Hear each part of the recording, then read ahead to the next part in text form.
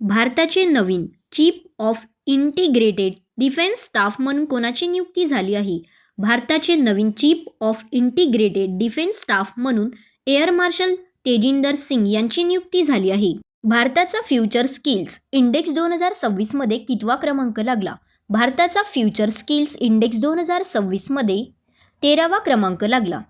Austrian grand prix 2026 चे विजेते कोण ठरले? ऑस्ट्रियन ग्रँड प्रिक्स 2026 चे विजेते जॉर्ज रसेल ठरले. पहिल्या समरसता लोककला संमेलनात जीवनगौरव पुरस्काराने कोणाला सन्मानित करण्यात आले? पहिल्या समरसता लोककला संमेलनात जीवनगौरव पुरस्काराने मधु कांबीकर यांना सन्मानित करण्यात आले. भारताच्या कोणत्या शेजारी देशाने नुकतेच त्यांचे नवीन डिजिटल नागरिक ओळख नेटवर्क लॉन्च केले आहे?